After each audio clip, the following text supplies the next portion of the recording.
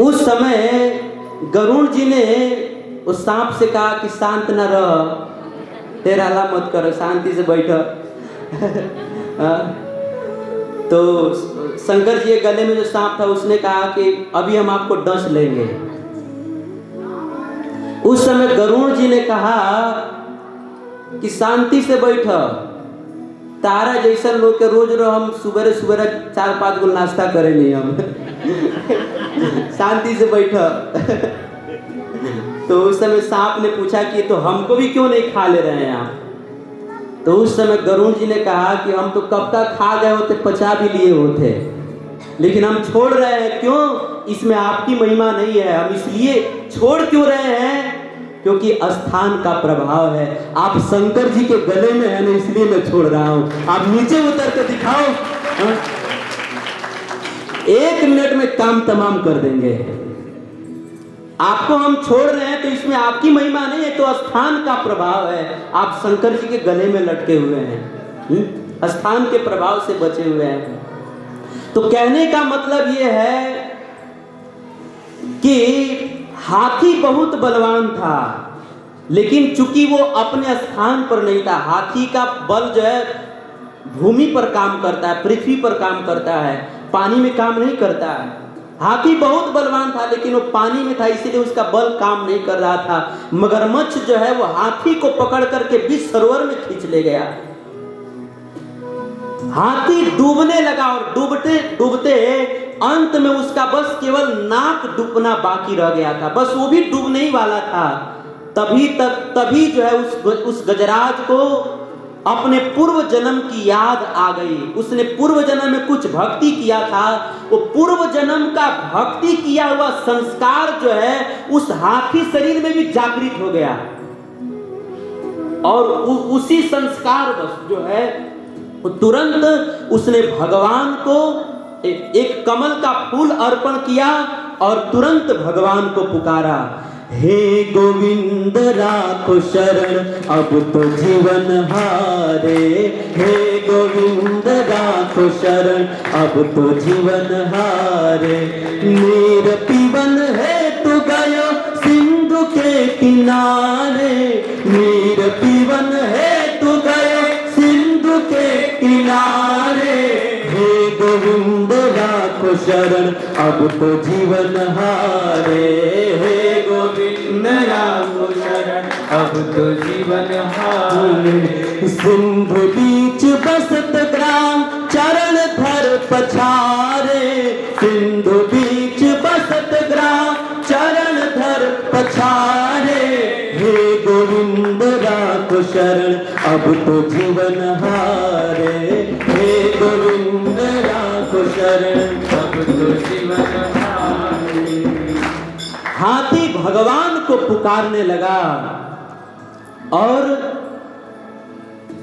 जैसे उस हाथी ने भगवान को पुकारा तो उस हाथी की आवाज जो है स्वर्ग लोक से सारे ऊपर के लोगों का भेदन करते हुए उसका आवाज जो है भगवान के बैकुंठ में पहुंच गया, भगवान के कान में पहुंच गया।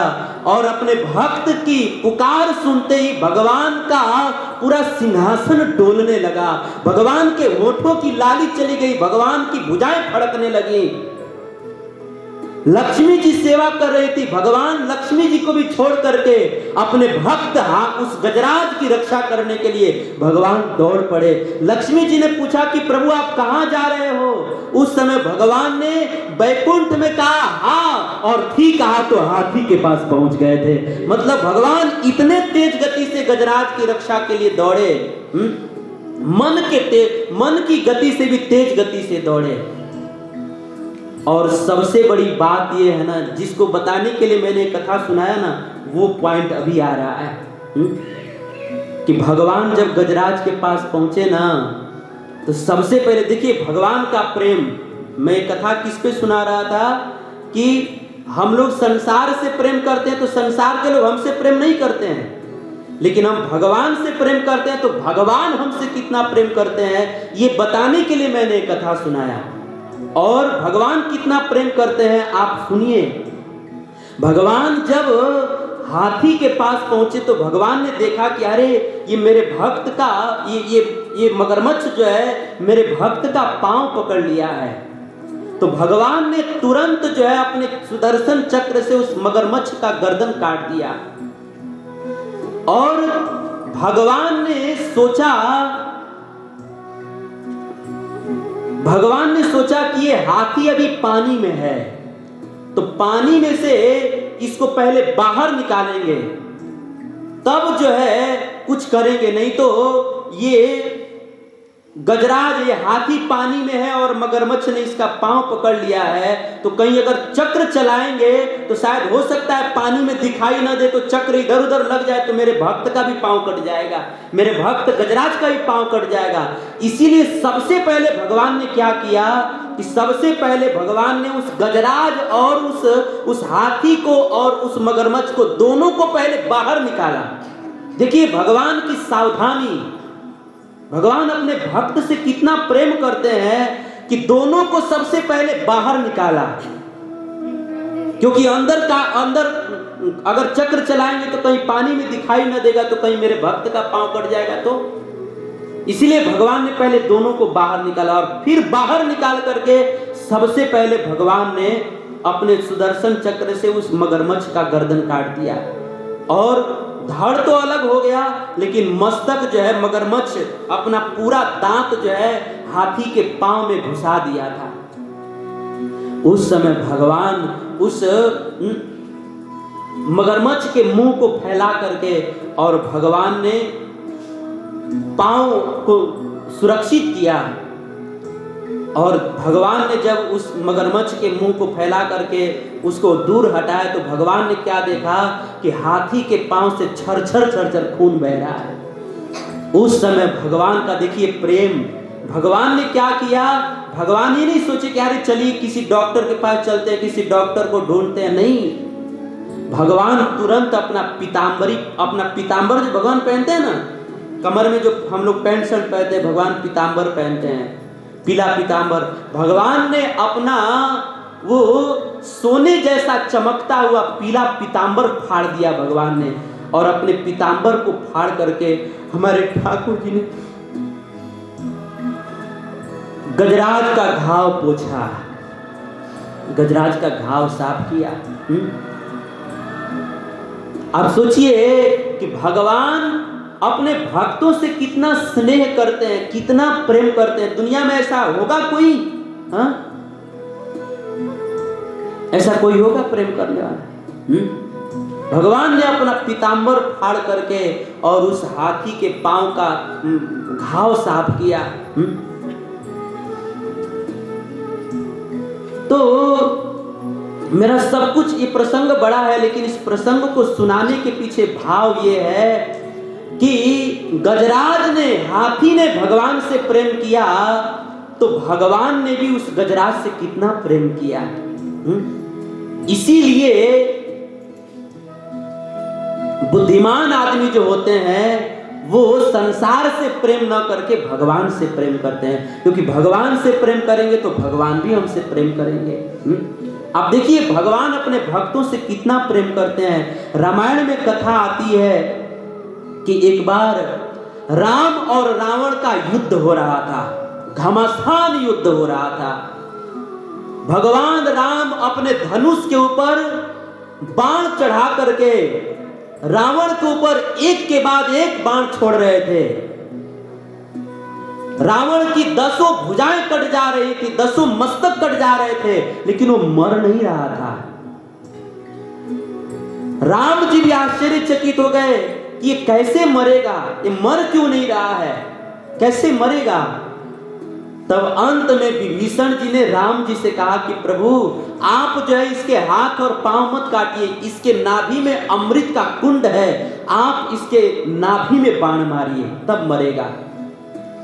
जैसे ही विभीषण जी ने राम जी को ये भेद बतलाया, ये उपाय बतलाया, उसी समय रावण क्रोधित हो गया। रावण को जैसे ही पता चला कि मेरे भाई विभीषण ने राम को मेरा भेद बता दिया, उस समय रावण जो है तुरंत अपने धनुष के ऊपर बाण चढ़ाया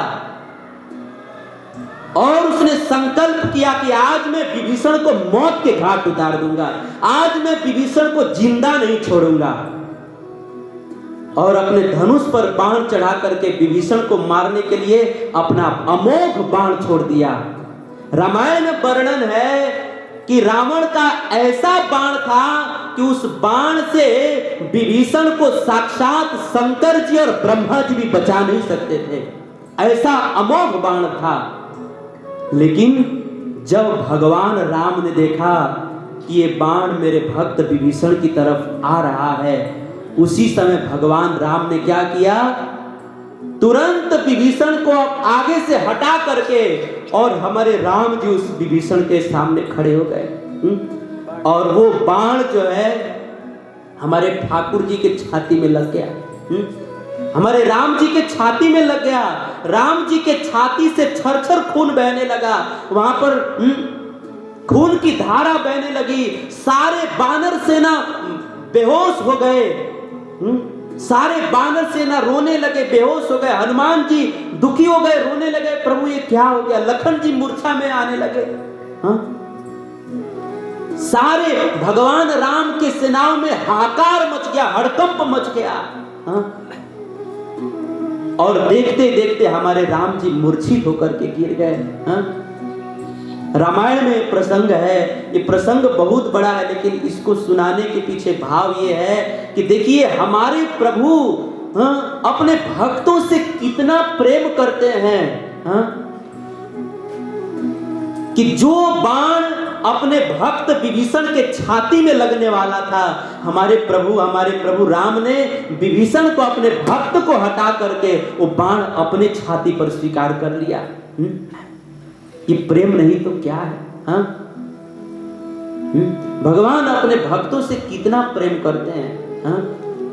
लेकिन हम सब लोग कितने दुर्भाग्यशाली हैं कि जो भगवान हमसे इतना प्रेम करते हैं, ऐसे भगवान से तो हम लोग कभी प्रेम ही नहीं करते हैं। और जो दुनिया के लोग हमसे प्रेम नहीं करते, दिन रात धोखा देते हैं और कभी भी धोखा दे सकते हैं, ऐसे लोगों के पीछे हम लोग लट्टू बन करके नाचते हैं।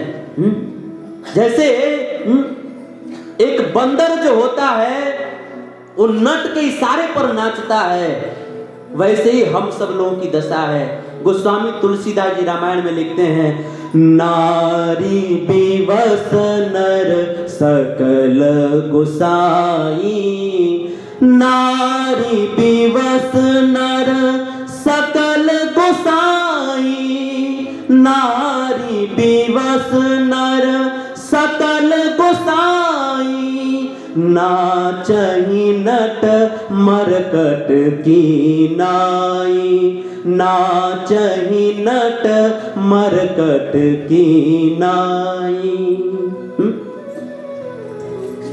जो भगवान हमसे इतना प्रेम करते हैं, कहते हैं कि आज हम जिस पुरुष से प्रेम करते हैं या जिस स्त्री से प्रेम करते हैं, वो तो केवल इसी जन्म में हमारा साथ देगी, मरने के बाद वो हमारे साथ नहीं जाएगी। लेकिन भगवान इतने दयालु हैं कि हम मर करके हम कुत्ते के शरीर में चले जाए, गधे के शरीर में चले जाए, सुअर के शरीर में चले जाए, हम मल के कीड़े के शरीर में चले जाए, उस शरीर में भी हमारे ठाकुर जी हमारे साथ में रहते हैं। ये भगवान का कितना प्रेम है हमसे। और जो ठाकुर जी हमसे इतना प्रेम करते हैं, ऐसे भगवान से तो हम लोग कभी प्रेम ही नहीं करते हैं। और जो दुनिया के लोग कभी भी हमको धोखा दे सकते हैं और धोखा दे रहे हैं, ऐसे लोगों के पीछे हम लोग लड्डू की तरह नाचते रहते हैं। मैं हमेशा एक बात कहता हूँ कि इस दुनिया में हमको दूसरे लोग जितना धोखा नहीं देते हैं ना, उतना हम लोग खुद को खुद धोखा देते हैं। हम लोग सब जानते हैं कि भगवान हमसे प्रेम करते हैं, लेकिन फिर भी वही हमारे सच्चे प्रेमी हैं, लेकिन फिर भी हम लोग उनसे प्रेम न करके हम लोग दुनिया से प्रेम करने में लगे रहते हैं। राम जी ने विभीषण को हटा करके और वो बाण खुद के छाती पर शिकार कर लिया। ये भगवान का कितना बड़ा प्रेम है, कितना बड़ा प्रेम है। आप देखिए हमारे ठाकुर जी अपने भक्तों से कितना प्रेम करते हैं कि रावण ने जटायु जी का पंख काट दिया। जटायु जी धरती पर गिर करके छटपटा रहे थे, तड़प रहे थे। उस समय हमारे राम जी गए और जा करके देखा कि जटायु मेरा भक्त भूमि पर पड़ा पड़ा छटपटा रहा है, करा रहा है। तो हमारे राम जी अपने जटा से जटायु जी के जख्म को साफ किया। अपने जटा से राम जी ने सोचा कि अगर मैं कपड़ा ढूंढने जाऊंगा तो बहुत समय लग जाएगा, मेरे भक्त का बहुत खून निकल जाएगा। इसीलिए राम जी ने तुरंत अपने कोमल कोमल जटाओं से जटायु जी के जख्म को साफ करने लगे। राम जी के पूरा जटा में जटायु जी का खून लग गया था। मक्खियां भुनभुनाने लगी, लेकिन हमारे राम जी को कुछ दिखाई नहीं दे रहा था। बस ये दिखाई दे रहा था कि मेरा भक्त इतना दुखी है। राम जी ने अपने जटा से जटायु जी के खून को साफ किया। और रामायण में वर्णन है कि राम जी हमारे ठाकुर जी अपने पिता के मरने पर जितना दुखी नहीं हुए थे ना, उतना अपने भक्त जटायु के मरने पर दुखी हुए थे। राम जी अपने पिता के मर जाने के बाद भी उनके श्मशान यात्रा में नहीं गए थे, उनका अंत्येष्टि क्रिया में नहीं गए थे, लेकिन अपने भक्त जटायु का अंत्येष्टि क्रिया राम जी ने, हमारे ठाकुर जी ने अपने निज हाथों से किया। अपने निज हाथों से किया। आप सोचिए हमारे ठाकुर जी अपने भक्तों से कितना प्रेम करते हैं। बंगाल में हरिदास ठाकुर रहते थे, मुसलमान परिवार में जन्म लिए थे, लेकिन मुसलमान परिवार में भी जन्म लेकर के रोज 3 लाख नाम जप करते थे, यानी कि 22 घंटा नाम जप करते थे। एक दिन वहां के राजा ने अपने जल्लादों को आदेश दिया कि इस हरिदास को 22 बाजारों में ले आकर के नंगा पीटो। जल्लाद लोग हरिदास ठाकुर जी को 22 बाजारों में बीच चौराहे पर ले आकर के नंगा करके कोड़ों से मारने लगे, कोड़ों से मारने लगे। और पूरा दिन भर तक जल्लादों ने हरिदास को बहुत मारा और मार करके अंत में गंगा जी में फेंक दिया। गंगा जी में फेंक दिया। उन लोगों को लगा हरिदास मर गए, लेकिन हरिदास ठाकुर जिंदा थे, क्योंकि जाके राखो साइया मार सके ना कोई, बाल न बांका कर सके जो जग बैरी हुए। हरिदास मरे नहीं थे। वो कुछ देर के बाद गंगा जी से बाहर निकल आए और फिर वो अपने कुटिया में चले गए और भजन करने लगे। कुछ महीनों के बाद में कुछ महीनों के बाद में चैतन्य महाप्रभु जी श्रीवास ठाकुर जी के आंगन में कीर्तन कर रहे थे, और कीर्तन करने के बाद चैतन्य महाप्रभु ऊंचे सिंहासन पर बैठ गए और महाप्रभु जी ने हरिदास ठाकुर को बुलाया और हरिदास से कहा कि हरिदास जरा मेरा ये बहिर्वास ऊपर तो उठाओ। जैसे ही हरिदास ठाकुर जी ने चैतन्य महाप्रभु का ऊपरी वस्त्र उठाया तो हरिदास क्या देखता है कि चैतन्य महाप्रभु के पूरे शरीर पर कोड़े का निशान लगा हुआ है। चैतन्य महाप्रभु का पूरा पीठ जो है कोड़ों के चोट से लाल लाल हो गया है, पूरा उसके ऊपर जो है कोड़ों का चिन्ह अंकित हो गया था। ऐसा लग रहा था अभी खून बह जाएगा। हरिदास ठाकुर रोने लगे। तो हरिदास ठाकुर ने महाप्रभु से पूछा कि महाप्रभु ये क्या है, आपको इतना चोट कहां से लग गया। उस समय चैतन्य महाप्रभु ने कहा कि हरिदास जब तुमको 22 बाजारों में पीटा जा रहा था ना, तो सारा चोट मैंने अपने पीठ पर स्वीकार कर लिया था। कितना प्रेम करते हैं भगवान अपने भक्तों से।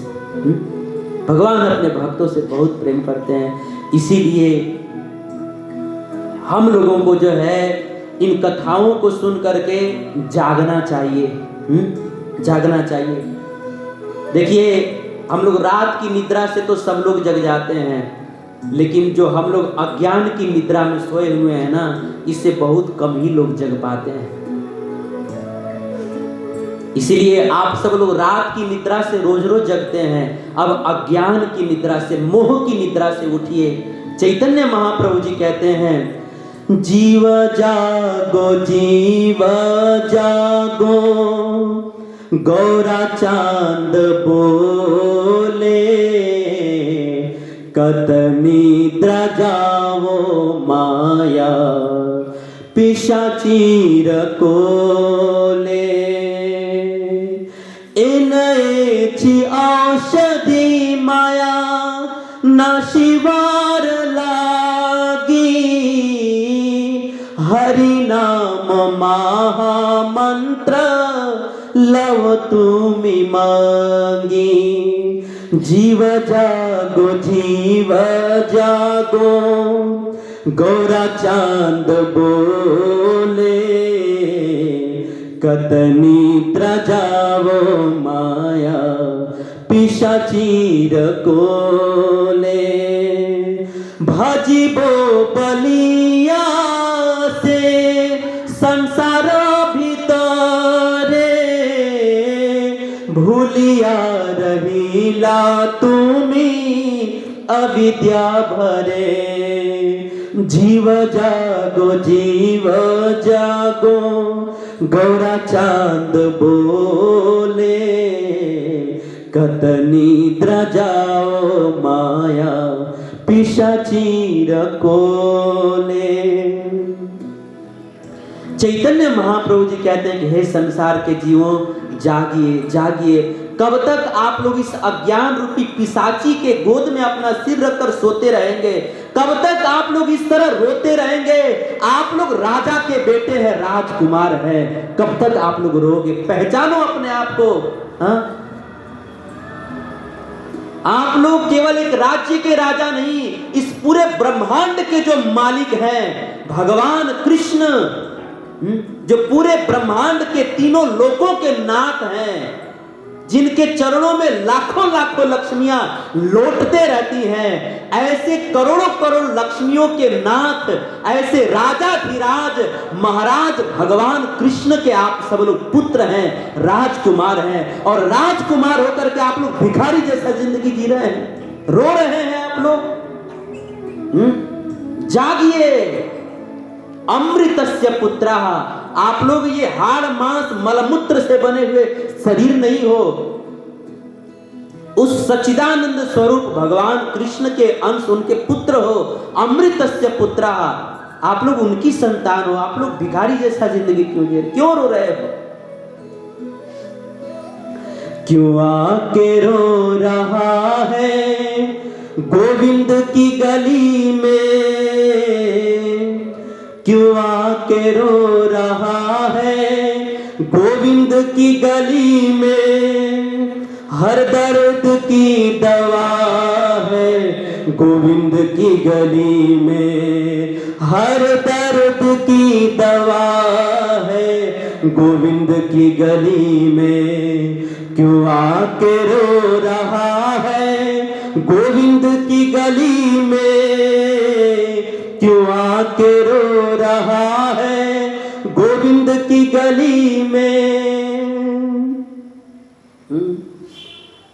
चैतन्य महाप्रभु जी कहते हैं, हे जीव जागो जीव जागो जीव जागो।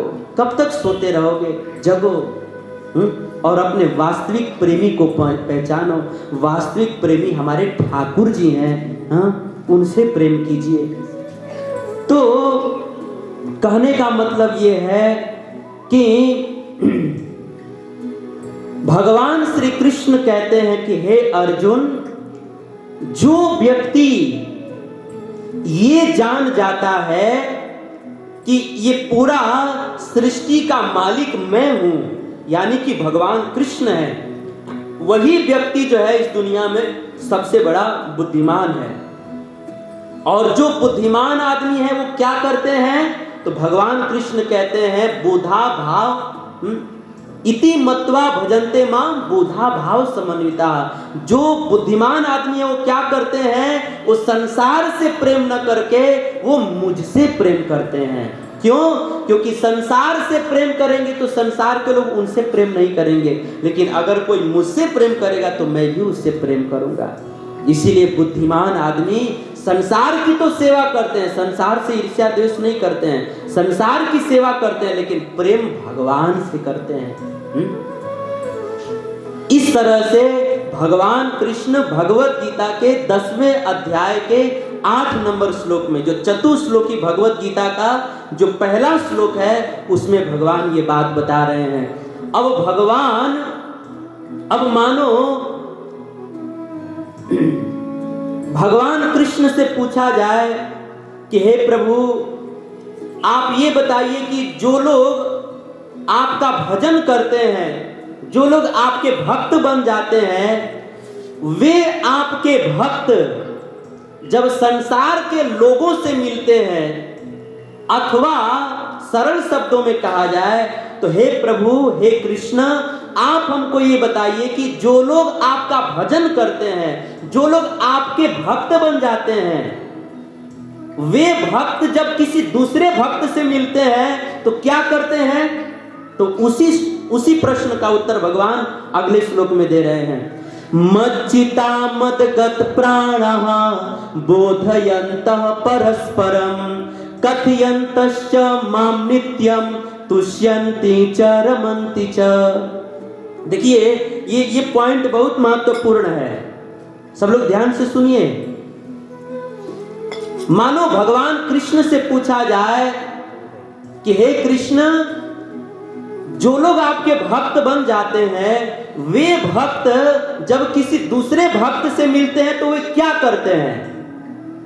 क्या एक भक्त जब दूसरे भक्त से मिलता है तो क्या वो संसार की वार्ता करते हैं, या एक दूसरे की निंदा शिकायत करते हैं, या संसार की या टीवी न्यूज की बात बतियाते हैं? क्या करते हैं? या नेता या कोर्ट कचहरी की बात बतियाते हैं? क्या करते हैं? जब दो भक्त आपस में मिलते हैं तो क्या करते हैं? क्या कोर्ट कचहरी की बात करते हैं, या किसी नेता की बात करते हैं, या किसी की निंदा शिकायत करते हैं? क्या करते हैं आप बताइए हमको। तो उसी प्रश्न का उत्तर भगवान अगले श्लोक में बता रहे हैं कि हे अर्जुन, जब मेरे भक्त किसी भक्त से मिलते हैं तो वो किसी नेता का बात नहीं करते हैं, किसी कोर्ट कचहरी की बात नहीं करते हैं, वो जो है किसी की निंदा और शिकायत नहीं करते हैं, वो संसार की व्यर्थ बातें नहीं करते हैं। क्या करते हैं? हे अर्जुन, जब मेरे दो भक्त आपस में मिलते हैं तो दोनों भक्त बैठ करके मेरे पवित्र अमृतमय लीलाओं का गान करते रहते हैं। हाँ? मेरी कथाओं को, मेरी लीलाओं को, मेरे गुणों का गान करते रहते हैं। मच्चिता मदगत प्राणा बोधयन्त परस्परम कथयन्तश्च माम नित्यम तुष्यन्ति च रमन्ति च। ये बहुत सुंदर श्लोक है, बहुत सुंदर श्लोक है ये।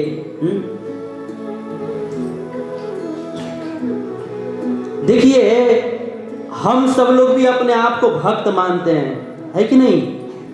लेकिन अगर हम लोग अपने आप को भक्त मानते हैं तो हम लोग जो है, हम लोगों को अपने अंदर निरीक्षण करना चाहिए कि हम लोग जब दो भक्त आपस में मिलते हैं तो हम लोग क्या करते हैं। देखिए, ये जो भगवत गीता है ना, चाहे ये जो भगवान की कथा है ना, एक आईना के समान है। जैसे आईना के सामने हम खड़े होते हैं तो हमको पता चल जाता है कि हमारे मुंह में कहाँ दाग लगा हुआ है कि नहीं? और फिर क्या करते हैं हम लोग? अपना मुंह साफ कर लेते हैं, या जहां पर हमारा जहां पर मुंह पर दाग लगा होता है उस दाग को साफ कर लेते हैं, है कि नहीं?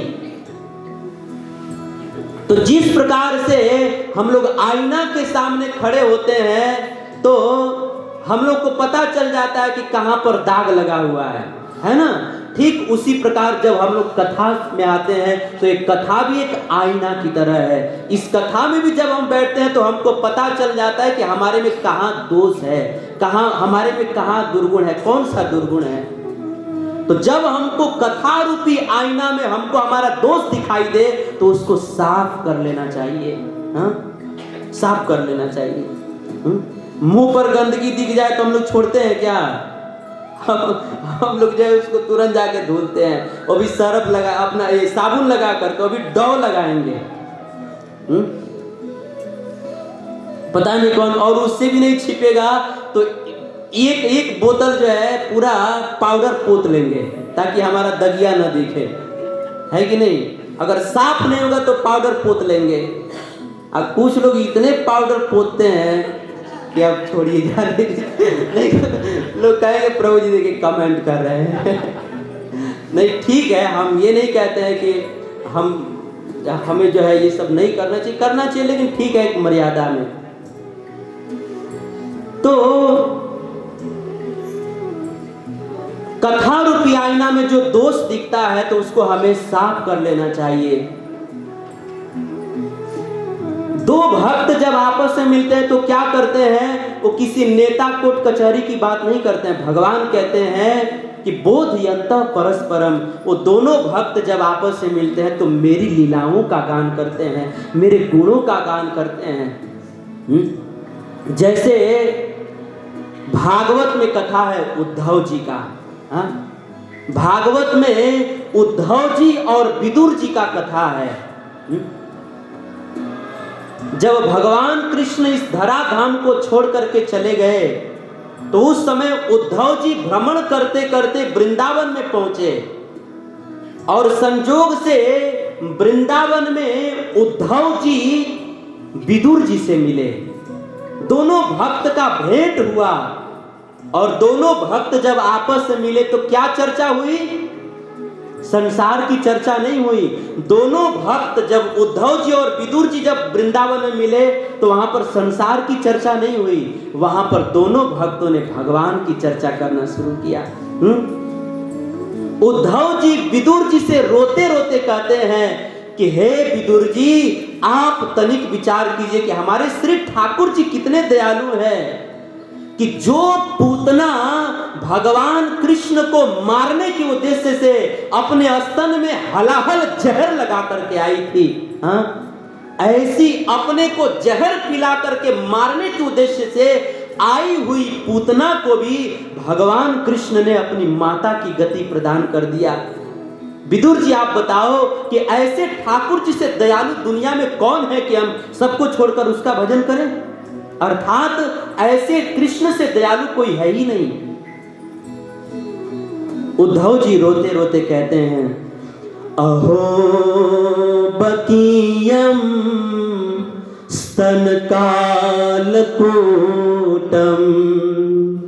जिघान सयापाय यदप्य साध्वीम लेभे गतिम धात्र उचिताम ततुन्यम कम वा दयालुम शरणं ब्रजेमा, कम वा दयालुम शरणं ब्रजेमा। उद्धव जी कहते हैं, उद्धव जी और विदुर जी दोनों मिलकर के भगवान के लीलाओं का गान करने लगे। इसी तरह से हम दो भक्त भी जब आपस में मिले तो भगवान की चर्चा होनी चाहिए।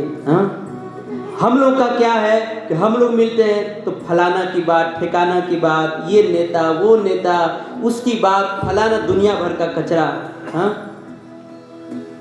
और उसमें हम लोग को सुनने में जितना रुचि आता है ऐसा लगता है कि कानवा में अमृत जाता, अमृत अब पी के अमर हो जाए, को मरबे ना करे। इतना चाव से सुनते हैं, इतना भाव से सुनते हैं। लोग कहते हैं कि हमार गैया ये घसवा बहुत चाव से खा ले। तो हम लोग भी ये निंदा शिकायत, इसकी चुगली उसकी चुगली बड़ा चाव से सुनते हैं। ऐसा लगता है कि हमको अष्ट सिद्धि और 9 निधियां मिल रही हैं, ऐसा हम लोग को लगता है। लेकिन ये भक्त का लक्षण नहीं। दो भक्त जब मिलते हैं तो भगवान की कथा कहते हैं, भगवान के गुणों का बखान करते हैं। जैसे गोपियां, गोपियों के विषय में वर्णन है कि गोपियां क्या करती हैं ब्रज वृंदावन में, तो कहते हैं गृहे गृहे गो वधू कदम्बा सर्वे मिलित्वा समवाप्ययोगम् पुण्यानि नामानि पठन्ति नित्यं गोविन्द दामोदर माधवेति गोविन्द दामोदर माधवेति। ब्रज वृंदावन की गोपियां जब आपस में मिलती हैं तो मिल करके क्या करती हैं? गृहे गृहे गोप वधू कदम्बा, घर घर में जब चार गोपियां आपस में मिलती हैं तो आपस में मिल करके झाका झाकी नहीं करती हैं, ताका तकवल नहीं करती हैं, आपस में मिलकर क्या करती हैं? सर्वे मिलित्वा समवाप्य योगम, सारी गोपियां मिलकर के बैठ जाती हैं और बैठ करके भगवान के लीलाओं का गान करती हैं। क्या गान करती हैं? गोविंद दामोदर माधवेति। भगवान गोविंद के लीलाओं का गान करती हैं, भगवान कृष्ण के लीलाओं का गान करती हैं, भगवान कृष्ण के नाम का उच्चारण करती हैं। जय जय राधा रमण हरि बोल, जय जय राधा रमण हरि बोल, जय जय राधा रमण हरि बोल, जय जय राधा रमण हरि बोल, जय जय राधा रमण हरि बोल, जय जय राधा रमण हरि बोल, जय जय राधा रमण हरि बोल। गाइए राधा रमण हरि बोल, जय जय राधा रमण हरि बोल, जय जय राधा रमण हरि बोल, जय जय राधा रमण हरि बोल, जय जय राधा रमण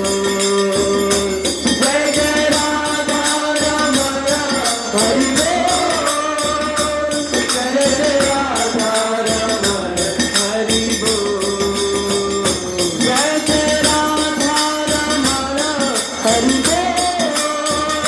जय जय राधा रमण हरि बोल, जय जय राधा रमण हरि बोल, जय जय राधा रमण हरि बोल, जय जय राधा रमण हरि बोल,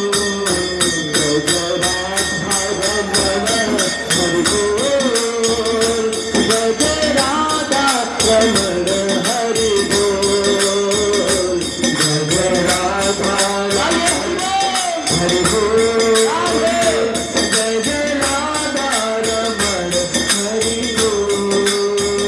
कृष्ण गोविंद हरे मुरारे, हे नाथ नारायण वासुदेवा, हे कृष्ण गोविंद हरे मुरारे, हे नाथ नारायण वासुदेवा, हे कृष्ण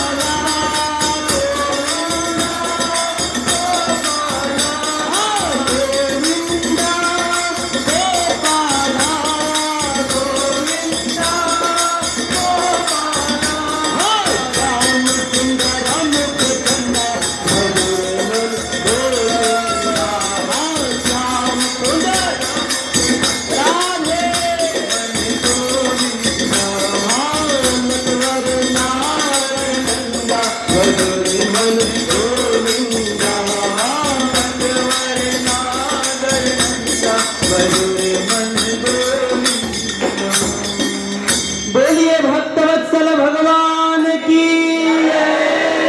जय जय श्री राधे श्याम।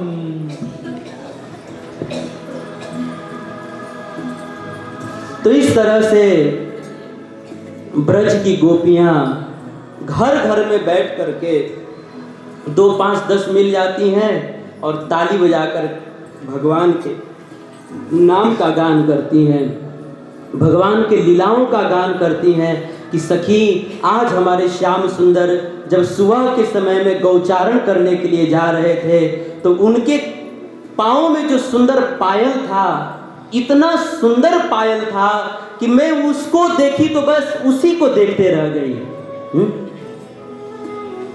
एक बार वृंदावन में बहुत सारी गोपियां बैठ करके रो रही थी, तो किसी आदमी ने पूछा कि अरे आप लोग रो क्यों रहे हैं? तो एक गोपी कहती है कि क्या बताएं, आज सुबह के समय जब हमारे श्याम सुंदर यशोदा नंदन जब वो बांसुरी बजाते हुए गौचारण करने के लिए जा रहे थे तो मैं उनके मोर पंख को देखी ना तो बस मोर पंख को ही देखते रह गई। मैं उनके सुंदर खिलखिलाते हुए मुस्कुराते हुए मुख कमल का दर्शन नहीं कर पाई ना, इसलिए मैं रो रही हूँ। मैं मोर पंख देखी तो बस मोर पंख ही देखते रह गई, उनके मुख का दर्शन नहीं कर पाई, इसलिए मैं रो रही हूँ। फिर उस आदमी ने दूसरे गोपी से पूछा कि आप क्यों रो रही हो? दूसरे गोपी ने कहा कि हम क्या बताएं, आज हमारे नंद नंदन हमारे श्री बांके बिहारी जी, हमारे राधा रमन जी जब ब्रज में गौचारण करने के लिए जा रहे थे, यमुना के पुलिन पर जब विचरण कर रहे थे तो मैंने उनके गले में लटकते हुए कमलों की माला देखी न, तो बस मैं उनके कमलों की माला को ही देखते रह गई। मैं उनके सुंदर लाल लाल चरण कमलों का दर्शन नहीं कर पाई ना, इसलिए मैं रो रही हूँ। इस तरह से ब्रज की गोपियां दिन रात कृष्ण का ही चिंतन करते रहती हैं। यहां तक कि जब ब्रज की गोपियां दूध दही बेचने जाती हैं तो ये नहीं कहते हैं कि दूध ले लो दही ले लो। जैसे हम लोग के गली में आते हैं ना, अपना सब्जी वाले कहते हैं कि सब्जी ले लो, सेव बोलो, सेव बोलो, संतरा बोलो, मौसमी बोलो, पेड़ा बोलो, लड्डू बोलो, है ना। ये जो लोग जो बेचते हैं वही कहते हैं सेव बोलो, सेव बोलो, सेव है कि नहीं? हाँ, ये बोलते हैं। लेकिन ब्रज की गोपियां क्या कहती हैं, जब दही बेचने के लिए जाती है तो ये नहीं कहती हैं दही ले लो, दूध ले लो, वो कहती हैं गोविंद लो को ये गोपाल लो, केशव लोको माधव लो, गोविंद लोको गोपाल लो, केशव लोको माधव लो, गोविंद लोको गोपाल लो, केशव लोको माधव लो, गोविंद लोको गोपाल लो, केशव लोको माधव लो, गोविंद लोको गोपाल लो, केशव लोको माधव लो।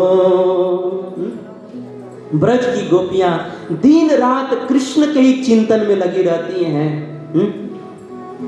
जब भी मिलती हैं दो पांच तो बस कृष्ण की चर्चा करती है, कृष्ण के ही लीलाओं का गान करती हैं, कृष्ण के लीलाओं का गान। ये है भक्त का लक्षण। हाँ, तो कहने का मतलब ये है कि जब दो भक्त आपस में मिलते हैं तो 4 मिले 64 खिले। जब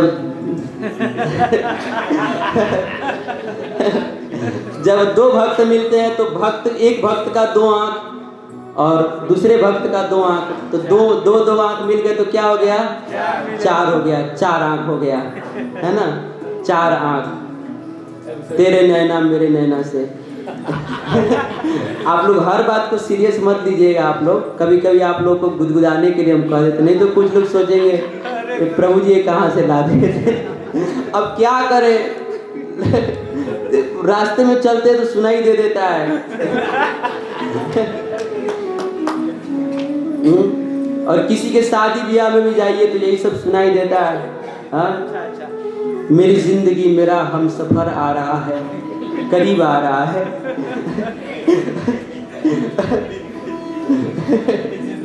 हाँ? तो यही सब सुनाई देता है। क्या करेंगे? अब कोई न्योता दे दिए तो जाना ही पड़ेगा।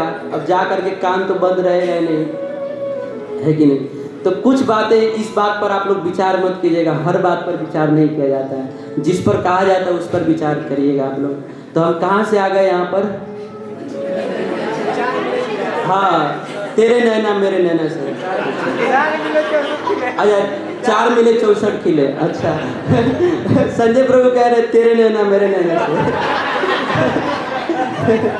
इनको पूरा याद रहता है।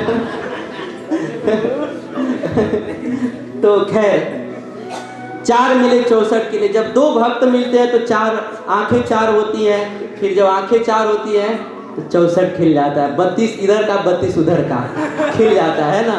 और फिर उसके बाद क्या होता है? हरे कृष्णा प्रभु जी, हरे कृष्णा माता जी। आज ठाकुर जी की बड़ी कृपा रही कि आज ठाकुर जी का बड़ा सुंदर श्रृंगार हुआ है, बड़ा सुंदर आरती हुआ। ठाकुर जी को आज क्या भोग लगाया, आज कितना सुंदर फूल खिला था, तोड़ करके माला पहनाए।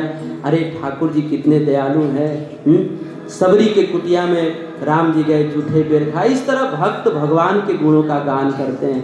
ये भक्त का लक्षण है। जैसे मैं एक संसार का उदाहरण दे रहा हूँ, आप लोग बुरा मत मानिएगा। जैसे संसार में किसी लड़का को किसी लड़की से प्रेम हो जाए तो लड़का जिससे भी मिलता है वो क्या करता है? बस करता रहता हूँ बस तेरी ही बातें, है ना? वो लड़का किसी से भी मिलता है तो बस उस लड़की की चर्चा करता है कि अरे वो लड़की ऐसी है वैसी है, बड़ा सुंदर स्वभाव है, बड़ा ये है वो है। अब क्या है वो तो बाद में पता चलेगा। तो लेकिन हमेशा वो गुणगान गाते रहता है ना, क्योंकि उसको लड़की से प्रेम है ना। इसी तरह से एक भक्त को भी जब भगवान से प्रेम होता है तो भक्त भी जब किसी से मिलता है तो भगवान की बातें करता है कि अरे आज हमारे ठाकुर जी कितना सुंदर लग रहे थे, कितना सुंदर श्रृंगार हुआ। इस तरह से ये भक्त का लक्षण है। तो भगवान भगवत गीता के 10वें अध्याय के 8 नंबर श्लोक और 9 नंबर श्लोक में भक्त का लक्षण बता रहे हैं। आप सब लोग नरसिंह मेहता जी का चरित्र जानते हैं ना। घी लेने के लिए गए थे और भक्त ने कह दिया थोड़ा भजन सुनाइए, तो ऐसे दोनों भक्त आपस में ऐसे मिलकर भजन कीर्तन में मस्त हुए कि नरसिंह मेहता जी अपने घर पे जाना ही भूल गए और पिताजी का श्राद्ध करना ये भी भूल गए। ऐसे भजन में मस्त हुए कि साक्षात भगवान को आकर के उनके पिताजी का श्राद्ध करना पड़ा। ये भक्त का लक्षण है। दो भक्त मिले, भगवान के लीला सागर में डूब गए, कथा गान में डूब गए। ये भक्त का लक्षण है। तो भगवान बता रहे हैं कि जब मेरे दो भक्त आपस में मिलते हैं तो बोधयंत परस्परम, वो मेरे विषय में बोलते हैं और सुनते हैं और बोल सुन करके दिव्य आनंद का अनुभव करते हैं। इस तरह से भगवान कृष्ण जो है अर्जुन को बता रहे हैं। और फिर आगे भी बहुत सुंदर प्रसंग है, लेकिन चूंकि समय होने को है इसीलिए मैं आगे का जो 2 श्लोक है इसके ऊपर हम लोग फिर से क्या मैं संक्षिप्त में 1 मिनट में सुना देता हूँ। भगवान आगे के श्लोक में कहते हैं कि हे अर्जुन, जो भक्त मेरी भक्ति करते हैं, भजन करते हैं, ऐसे भक्तों को जो है मैं दिव्य बुद्धि प्रदान करता हूँ और ऐसा बुद्धि प्रदान करता हूँ जिसको प्राप्त करके वो मेरे वैकुंठ धाम में वापस आ सकते हैं। और जो लोग मेरी भक्ति करते हैं उनके भीतर कभी कोई अहंकार आ जाए, कोई अभिमान आ जाए, कोई दुर्गुण आ जाए, कोई अज्ञान आ जाए, तो भगवान कहते हैं कि मैं उसको अपने ज्ञान के द्वारा उस अज्ञान को दूर कर देता हूँ। लेकिन जो मेरा भजन करते हैं उनका, जो मेरी भक्ति करते हैं उनका, इस तरह से भगवान कृष्ण जो है ये 2 श्लोकों की बहुत बड़ी व्याख्या है, लेकिन समय नहीं है इसलिए मैं इसकी व्याख्या नहीं करूंगा। लेकिन ये जो 4 श्लोक है भगवत गीता का 10वां अध्याय का 8 नंबर, 9 नंबर, 10 नंबर और 11 नंबर श्लोक, ये जो 4 श्लोक है इसको चतुश्लोकी भगवत गीता कहते हैं। यानी कि इन 4 श्लोकों में ही पूरे भगवत गीता का सार छिपा हुआ है। इसलिए आप सब लोगों को, हर एक हिंदू व्यक्ति को ये भगवत गीता का 4 श्लोक कंठस्थ होना चाहिए, सबको याद होना चाहिए। इसीलिए इन 4 श्लोकों को आप सब लोग खुद भी याद कीजिए और अपने बच्चों को भी याद कराइए और जो भी मिलते हैं उनको भी ये बताइए आप लोग। और साथ ही साथ अभी कुछ ही दिनों के बाद अंग्रेजी 9 वर्ष आएगा, तो अंग्रेजी 9 वर्ष में जो है हम लोग किसी को कुछ न कुछ भेंट देते हैं। तो आप सब लोग कोई अन्य चीज भेंट न दे करके आप भगवत गीता भेंट में दीजिए, भगवत गीता भेंट में दीजिए। या कोई भी ओकेशन आता है, कोई भी उत्सव आता है, चाहे शादी का सालगिरह, मैं हमेशा प्रवचनों में कहता हूँ, या बर्थडे हो या कोई भी उत्सव आता है, तो उस उत्सव में अगर हमें किसी को कुछ देना हो, भेंट देना हो, तो आप भगवत गीता भेंट में दीजिए। एक नया कल्चर शुरू कीजिए, एक नया संस्कृति नहीं, पुरानी है लेकिन हम लोग भूल गए हैं, फिर से उसको शुरू करना है कि जिसे भी मिले उसे भगवत गीता दीजिए। तो ये पूरा महीना गीता जयंती का महीना है, इसीलिए इस महीने में खूब ज़्यादा से ज़्यादा आप सब लोग भगवत गीता वितरण करिए। अभी जो है कुछ ही दिनों में भगवत गीता और भी आने वाला है और कुछ भगवत गीता हमारे पास पड़ा हुआ है और बहुत सारे भक्त लोग इसको लिखवा करके और लेकर के भी गए हैं। तो जो भक्त इस भगवत गीता को नहीं ले गए हैं उनसे करबद्ध निवेदन है कि आप सब लोग भी इस कार्य में मदद कीजिए, क्योंकि कोई आदमी अकेला क्या कर लेगा, हम 2 हाथ से कितना क्या कर पाएंगे, लेकिन जब हमारे साथ हजारों हाथ जुड़ जाएंगे तो बहुत काम हो जाएगा। इसीलिए मेरा विचार है कि हर साल जो है हमारे कस्या, कुशीनगर, ये सब जो क्षेत्र है, हर साल इसमें 1000 भगवत गीता वितरण किया जाए। तो पिछले 2 साल से तो हो रहा है, लेकिन इस साल भक्त लोग बहुत ढीले पड़ गए हैं। तो आप सब लोग से निवेदन है कि इस पर ध्यान दिया जाए और सब लोग इस भगवत गीता को वितरण करिए। ठीक है, अभी समय हो गया है, मैं अपने वाणी को यहीं पर विराम करता हूँ। कोई त्रुटि नहीं होगी तो अपना पुत्र दास समझ करके क्षमा कीजिएगा। भगवत वाणी श्रीमद् भगवत गीता की जय, श्रील प्रभुपाद की जय, निताय गौर प्रेमानंदे।